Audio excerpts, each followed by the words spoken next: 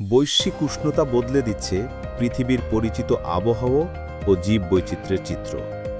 আর এবার সেই পরিবর্তনের সরাসরি প্রমাণ মিলেছে উত্তর আটলান্টিকের বরফ ঘেরা দ্বীপরাষ্ট্র আইসল্যান্ডে, যেখানে ইতিহাসে প্রথমবারের মতো মশার দেখা মিলেছে।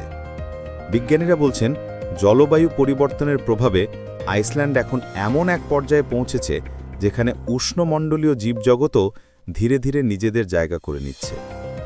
আইসল্যান্ডের ন্যাচারাল সায়েন্স ইনস্টিটিউটের কীটতত্ত্ববিদ মেথিয়াস আলফ্রেডসন নিশ্চিত করেছেন, দেশটিতে ৩টি মশা শনাক্ত হয়েছে।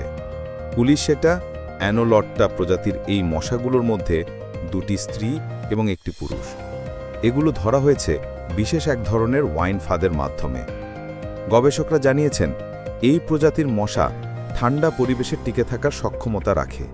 শীতকালে তারা বাড়ির বেসমেন্ট বা খামারের মতো উষ্ণস্থানে আশ্রয় নিয়ে দীর্ঘ সময় বেঁচে থাকতে পারে। স্থানীয় বিজ্ঞানী হেলটটসন প্রথম মশাগুলো দেখতে পান এবং ইনসেক্ট ইন আইসল্যান্ড নামের একটি ফেসবুক গ্রুপে বিষয়টি জানান। 16 অক্টোবর সন্ধ্যায় লাল ওয়াইন ফাঁদে একটি অদ্ভুত মশা দেখতে পান তিনি। পরে সেটি ও আরও 2টি মশা গবেষণার জন্য ইনস্টিটিউটে পাঠানো হয়, যেখানে পরীক্ষার পর নিশ্চিত করা হয় যে এগুলো সত্যিই মশা। বিজ্ঞানীরা বলছেন, জলবায়ু পরিবর্তনের কারণে আইসল্যান্ডের তাপমাত্রা ক্রমেই বাড়ছে, আর এই উষ্ণতা হয়তো ভবিষ্যতে আরও নতুন প্রজাতির আগমনের ইঙ্গিত দিচ্ছে।